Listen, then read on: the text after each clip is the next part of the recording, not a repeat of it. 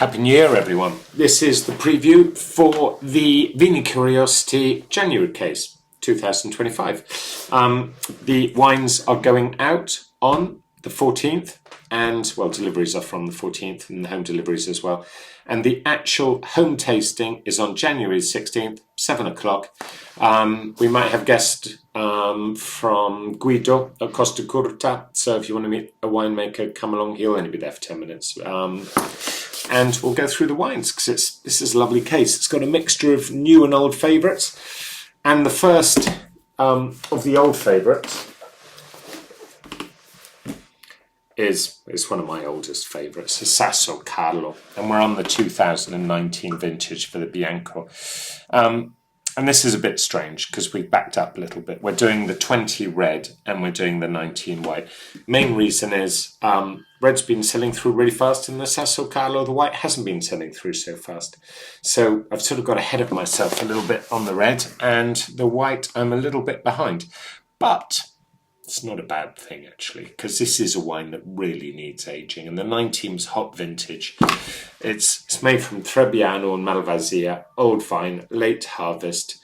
Rosella doesn't believe that steel is an inert substance, so she's making a white wine entirely in wood. I want to call it a natural wine because it is, but it's so clean and so fresh and so pure. I adore this style. I mean, genuinely, it is on my wish list almost every year for Tuscan white wines. For me, it's one of the great white wines of Italy. Goes alongside the Malvasia, which I'm hoping to get an email out to you any second, because we've just taken delivery of all of Malvasia's wine as well. And I was tempted to do a compare and contrast between Malvasia's white and between Rosella, her white, but maybe that's unfair, and it is probably a bit too heavy on the natural wine thing. So what I've done is I've gone for the Terre Mano from Rosella, that's this stuff, Baccaretto, 2019 vintage, and we're tasting it alongside, because as usual, Vini Curiosity cases, 2 white wines, 4 red wines, tasting alongside the Athena from Roberto Picéch, and it's 2020 vintage. Now, this is straight Friulano.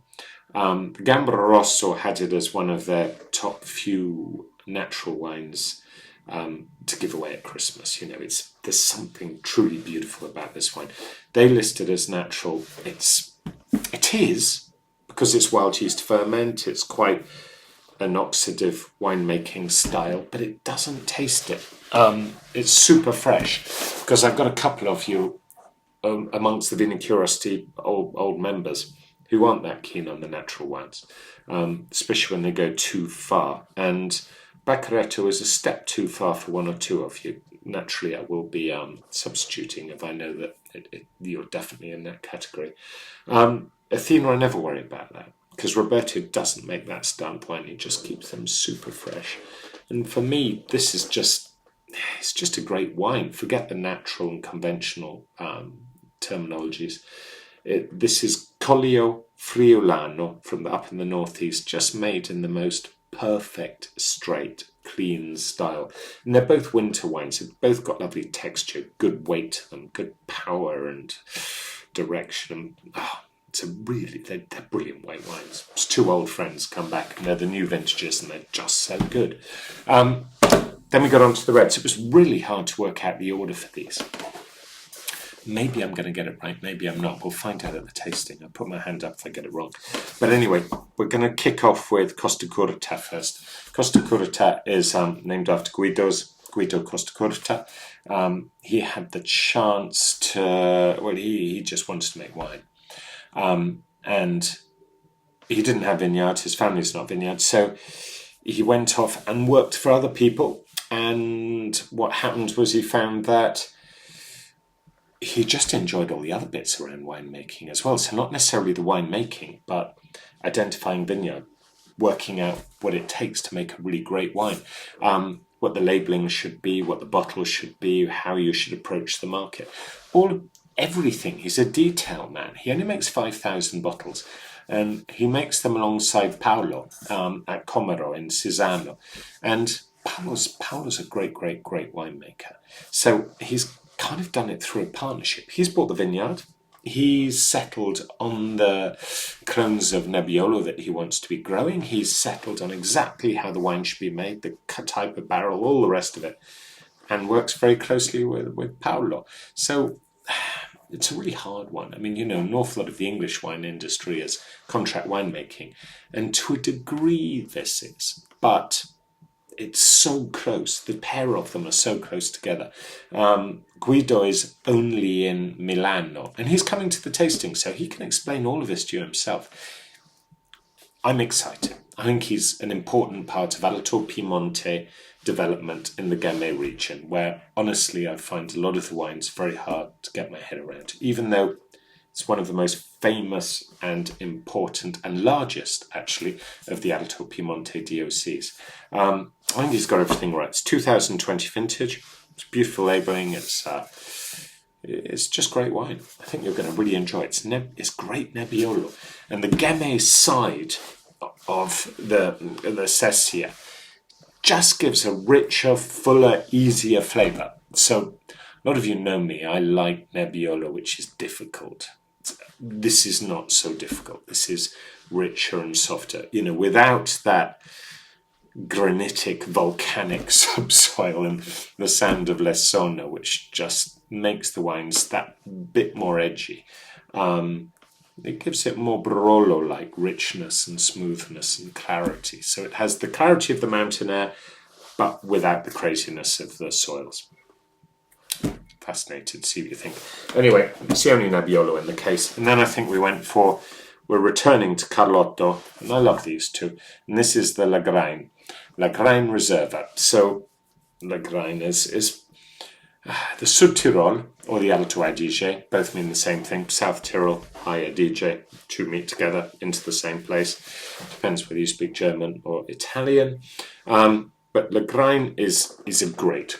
It's got amazing colour, amazing intensity, not too much alcohol. Gives a great fineness and spice and richness. And I'm amazed it's not more popular. Amazed. I mean, it is quite popular, and the amount of it that is available means it all gets sold pretty easily. And this is the first time we've been able to get enough of Carlotto's Lagrein to actually put it into a wine club case. And I'm not talking that many bottles. But it's great wine, and I can't wait to show you what you think, because we've had Gerlands before, and it's time for a new one. It's time to just keep moving through here and see what we think of the different producers. I love the Sud Tyrol. Can't wait to go there. Hoping to be there in February, I think, sometime. Anyway, great wine. And then we go to, might have the order wrong on these. These are both the same wine. Some of you are going to get one label, some are going to get the other, because it's we just picked up the end of the label change for Villa Giada's Gamba di Pernice. So here it is, both 2020.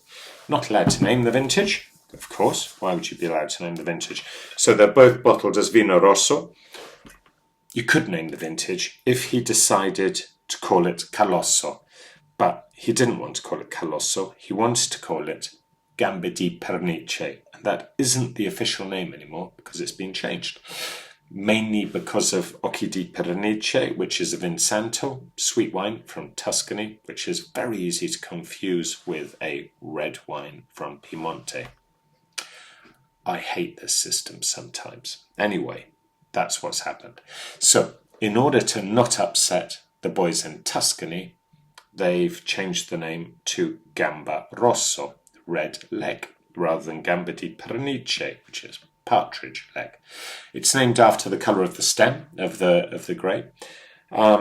It's a tiny production. It's only 22 hectares. It's 2,000 cases total production of everybody's Gamba di Pernice. So it's a minuscule production. I might have that a bit wrong, but I'll be close. It's really interesting wine. 6 producers who are trying to push it forward to a DOC. Now it has its DOC, but not under the name of Gamba di Pernice. Andrea is not entirely happy with the DOC that it has, so he's sticking to calling it Vino Rosso table wine. I had a bottle the other day to remind myself what it was like, and it's bloody lovely. really, really, really good wine. Can't wait to show it to you. It's spicy, rich, pure fruit, needs a bit of age. Tannins are all in order. Some of you who worry that I'm not giving you enough big Italian reds, I think you're going to be happy with this case. There's plenty of power in it. And last but not least, I've mentioned it already, Sassocarlo's brother, the Carmignano, one of the oldest DOCGs in Italy, and it was one of the oldest wines actually before anything was authorized, because it comes from within the Barco Reale, the wall that the Medici family built to keep the commoners out of their hunting lands, which is up above Prato, and this is great biodynamic winemaking. It's basically Sangiovese, but it's got some Cabernet Sauvignon in it because you have to call the wine Carmignano. That is the historical recipe. Does Cabernet Sauvignon work well with Sangiovese? I would argue not really, no. But they've worked out how to beat up the Cabernet Sauvignon so that the Sangiovese is allowed a free reign. And I think they've done a fantastic job. This is just one of the great wines. It's 2020, COVID year. There was a lovely freshness to the wines, that vintage, the lower levels of pollution, the cleanness in the sky. It was a beautiful vintage anyway. I think you're going to love it. It's 14% alcohol, which brings me to my last point, very boring one. If you want to buy any of these 14% alcohol wines, January is a really good time to buy them. Because in February, the new duty arrangements that were set up actually some time ago. But the new duty, or the last duty, they put the alcohol tax up in line with inflation, but they also took away this little step, which meant that 12.5 wines were charged, I'll do that the other way around, 14.5 wines were charged at 12.5% of alcohol. So if you had a 14% wine or a 14.5% wine, essentially you were giving away 2.5% of the alcohol, or the government was giving us a bobby bonus, fun bonus of 2%, 2.5% of free duty. Now that's gone. So we're going to be charged for the whole 14.5% of alcohol. And now we get charged by alcohol, not by band of wine. So it's going to go up a lot. It's going to go up sort of between, I don't know, anywhere between 75p and £1.50. It's quite a lot of money. So it's worth anyway. But stock up on the more alcoholic wines in January if you can. If you're having a dry January, fantastic. Put some wine in your cellar for February. This should be about it. I really hope you can make it on the Thursday of the tasting. Conspirators tasting is this coming Thursday, which is Thursday the 9th. So if you would like to come to the Conspirators tasting on Thursday the 9th, please do. You are more than welcome.